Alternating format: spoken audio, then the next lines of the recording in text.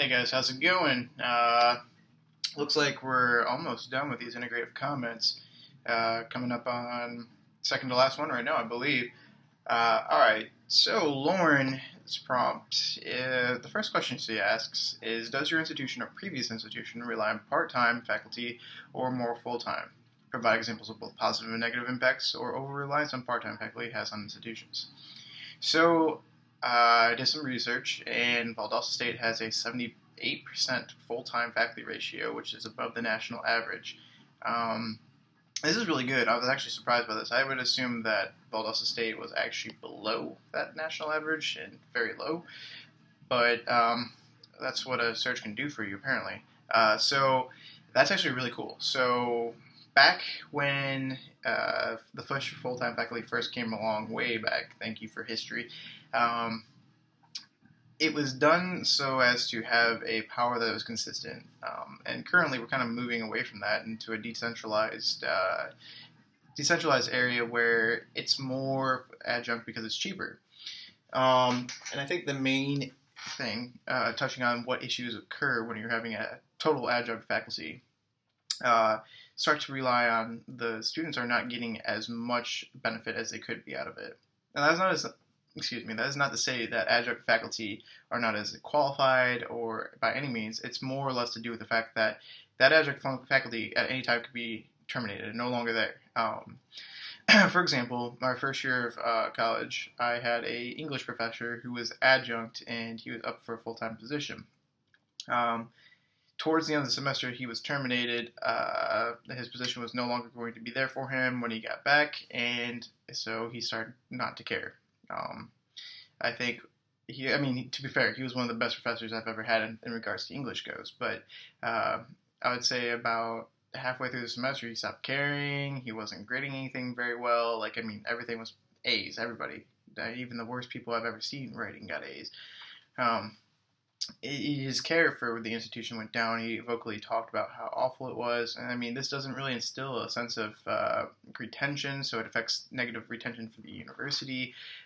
Further, it's a bad look when you have an amazing professor that you just terminate.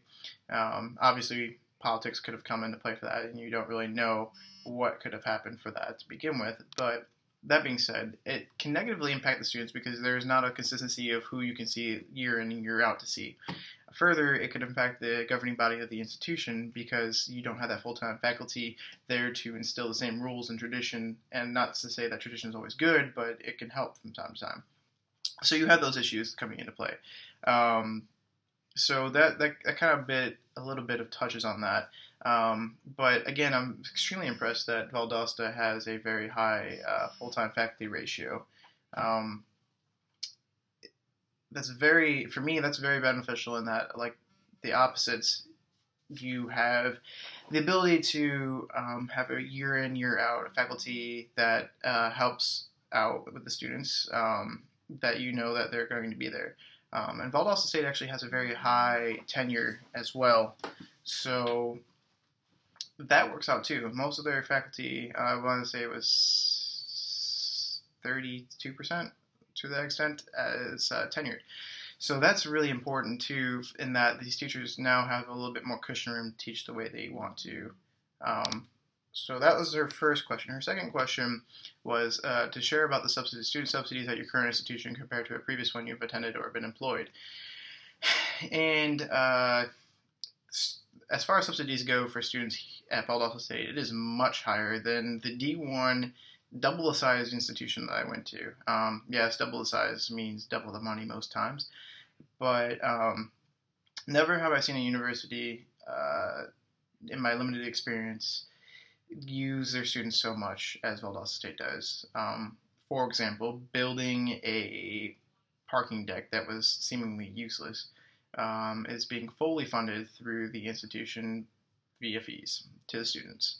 Further, the athletics program still offsets their losses through student fees. So it's very high and not necessarily fair, but who's to say what is and what isn't fair.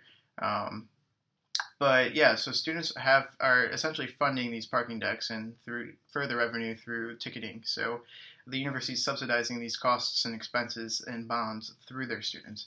And as opposed to Eastern Michigan, where is my undergrad institution, yes, they had subsidizations for the students, especially towards athletics, but we also had a deal with Pepsi that paid for almost every empty seat. So not nearly as much through athletics. And further, we didn't have any massive bonds that students were paying for. In fact, in the time that I was there, they did a they did a 000 campaign in which for 2 years they didn't raise the tuition or fees at the institution. However, I mean, they've jumped 7% now, but even that 7% jump from what it was is still lower than the state average. So there's a lot of drama about that right now, but besides the point.